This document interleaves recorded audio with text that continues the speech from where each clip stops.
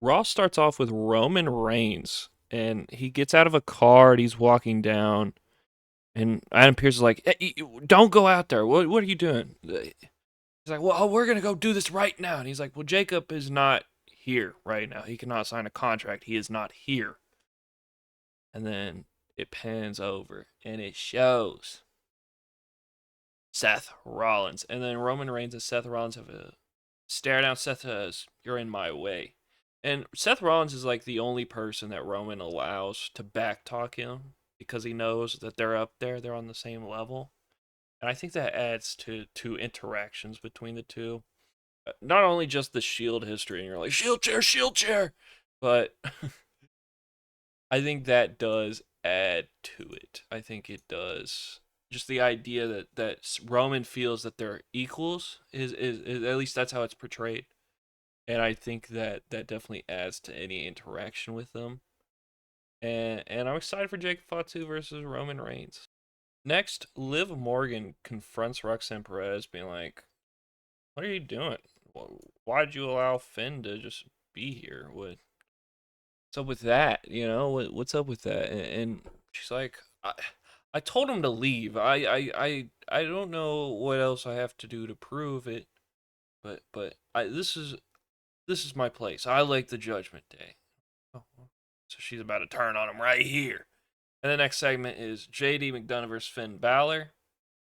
This is a neat little match. It was a nice little match. And Roxanne Perez grabs the hammer that you ring the bell with, hits Finn Balor. JD McDonough headbutts him. Worst, the most vicious finisher of all time. The headbutt by JD McDonough. One, two, three. Again, it was a good match. I like Roxanne Perez. I think this leads to a Roxanne Perez versus Liv Morgan match, which is pretty exciting because I really like Roxanne Perez, and then I like Liv Morgan. But and then it's always good to see Finn Balor have a match, and then Finn Balor versus JD McDonough was a fun one. But the next match was really, really good. It was Ethan Page and Rusev versus Penta and Javon Evans. This was a great match. Ethan Page is a great wrestler. I know some people who are old AEW fans and don't really watch Ethan Page. He's good. He's gotten a lot better from his AEW days. Rusev was cool, and Penta is awesome, and Javon is obviously awesome. And Javon was electric this match. He was doing his usual flip while holding the rope, doing the back flip, doing front flips. He does that front flip kick thing that he does. That's awesome. And then he teased. This costed them the match. He teases doing a big move, jumping off the top rope onto the announcer table. And because he went for a big move, Ethan Page took advantage, took out Javon Evans. Rusev takes advantage because the ref gets distracted because Ethan Page attacked Javon Evans. Rusev attacks Penta, leads to Ethan Page doing a like fisherman suplex, hook the leg, and that was interesting. It was weird, interesting because the whole match he was kind of being like, "Hey, twisted fate, twisted fate, twisted fate's gonna happen. It's gonna be a twisted fate, twisted fate." He kept attempting twisted fate and failing throughout the entire match, and then that's not what ends the match. It was Fishman DDT. It was a cool. I like suplexes, but yeah, yeah, it was like a perfect plex. Yeah, it was cool. Next we have Asuka Mists Io Sky. Yeah, they had a little promo battle. It was cool. I liked it. Um, yeah, I liked it. I thought it was a cool little match. Cool little, not match, a cool little segment. Being like, I always loved you. But you've betrayed me. You are my biggest failure. Stuff like that. Um, and it was a backstage segment. Probably because the crowd would chanted, "We want Kyrie," but at the same time, it's like, why are you only chanting it at Io Sky versus Asuka? You could be chanting it during these other matches, like the Roman Reigns. Yeah, no, and he shows all his teeth all the time. But yeah, I mean, yeah, it's one of those things. I'm excited for the match. I think it's gonna be a good one. I wish they'd do another female match. Maybe one that's gonna be talked about here in a second. But not just yet. First, we have Seth Rollins tries to help Joe. No, exactly. Okay, here's how it goes. It goes Joe Hendry versus Austin Theory because Paul Heyman's like, I don't want Logan Paul fighting him because you'll kill him and we don't need you in jail. Brock already left me. I don't want you to leave me. Okay, sure. Austin Theory versus Joe Hendry. It was like a fast little match. Like it was only like 3 minutes, I'd say. Minutes. And then Braun Breaker. Well, Logan Paul attacks Joe Hendry, and then the Street Profits come out to attack the Vision, and then Braun Breaker comes in to help the Vision against the Street Profits. And holy crap, did he he sling Montez Ford out the ring, and then Montez went flying. I was like, I hope he's okay. And then he did a sprint.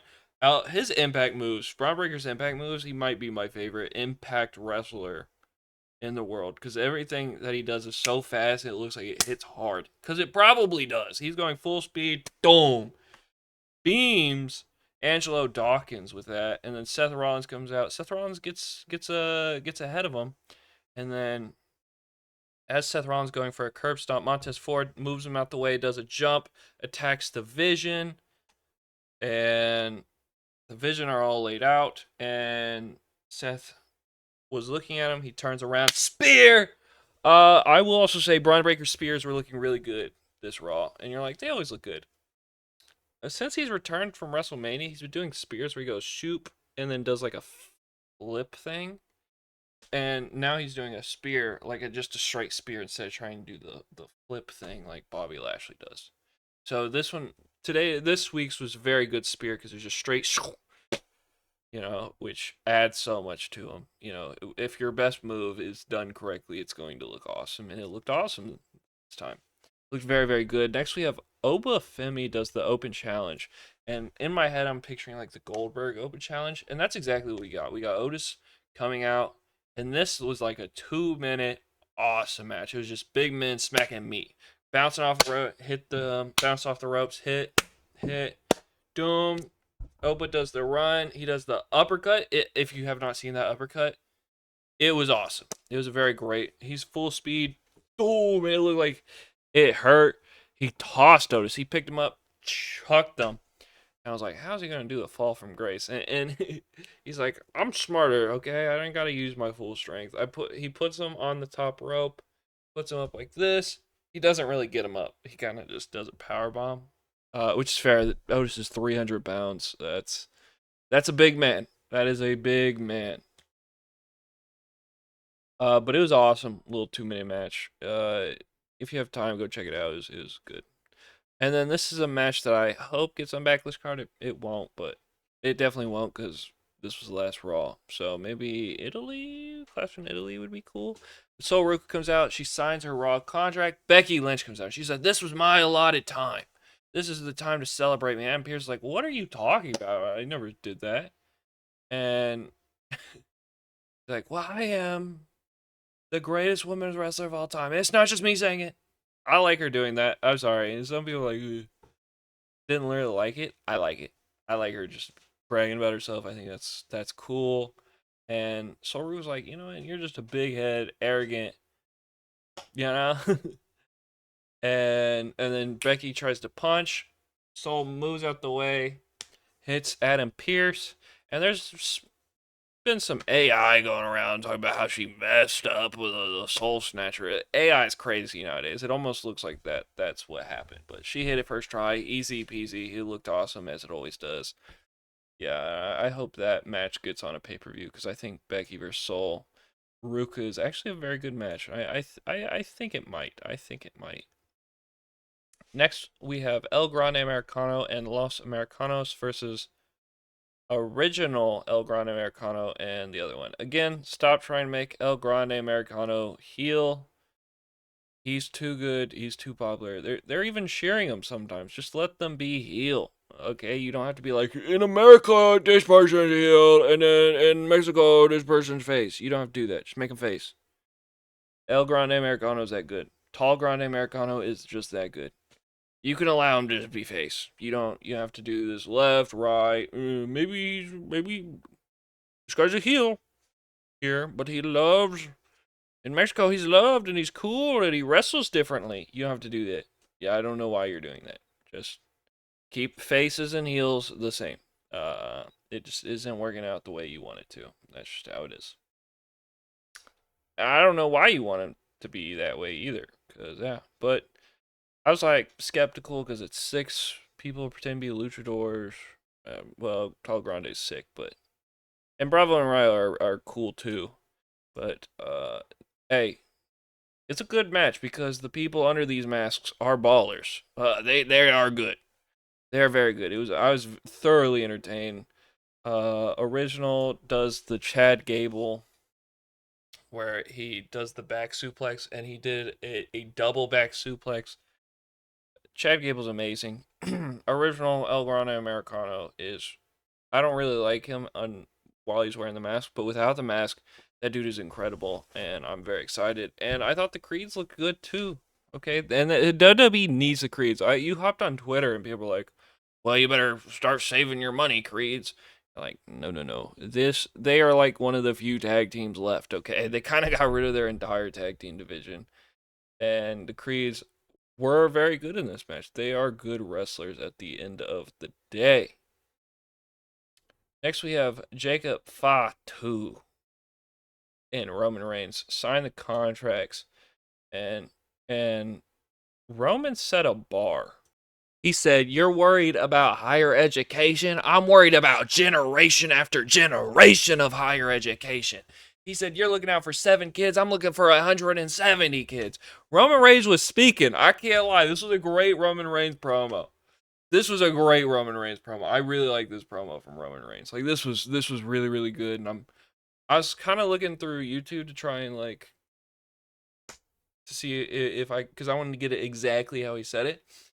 And I got it wrong because he technically said, "You want to feed 7 kids, 170 kids. You're looking for higher education." I'm not looking for generation of higher education.